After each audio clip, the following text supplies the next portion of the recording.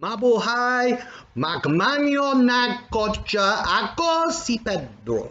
Okay, so just as a clue, this section is about hiring a car for when you arrive here in the Philippines and you want to leave your quarantine. Hopefully this will help, and I'll try and give you a number of options, and I won't actually mention any particular brands, but if you want to contact me separately via a comment, by all means I will share with you who we regularly use. The first thing really is to have a look at the different options that you want in relation to a size of car, and then what you can then do is you can then search on a number of different websites, either individually for each different brand, or if you fly with Emirates, for example, you've got a direct link through to have a look at the different options. Now, it's very important that you do book your car before you arrive.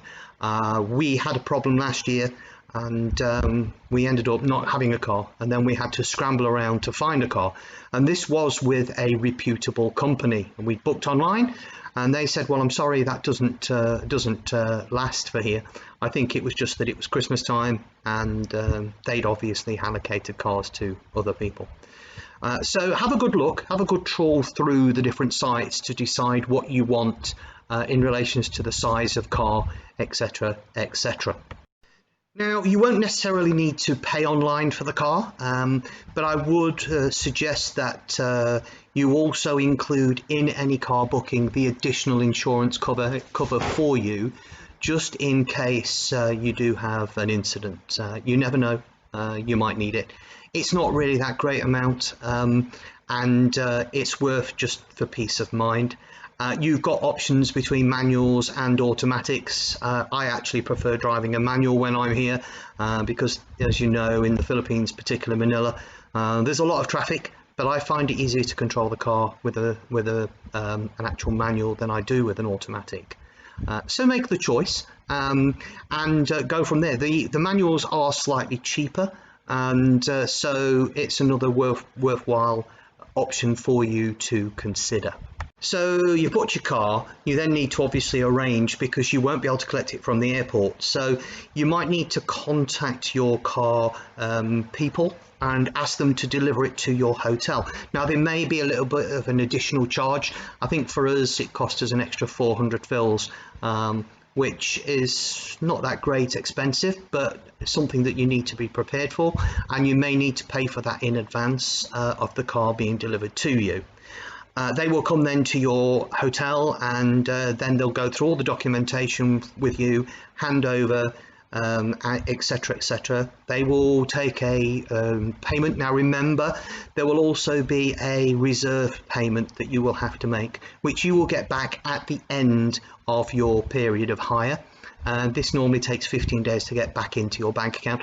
I've never had any problems previously with this, and it's always arrived in my account within 7 to 10 days. They do say 15, but I've never had a problem with 7 to 10 days.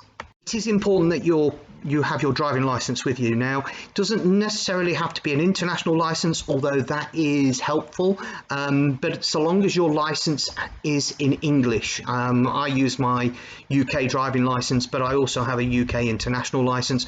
An important thing to remember, though, is you can only have a car on such a license for 90 days. So make sure that you're prepared for that.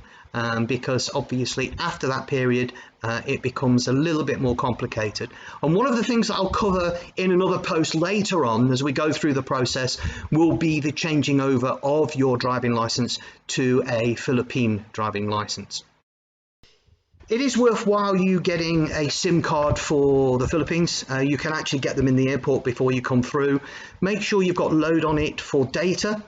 And then you want to use things like Waze or Google Maps to get you around.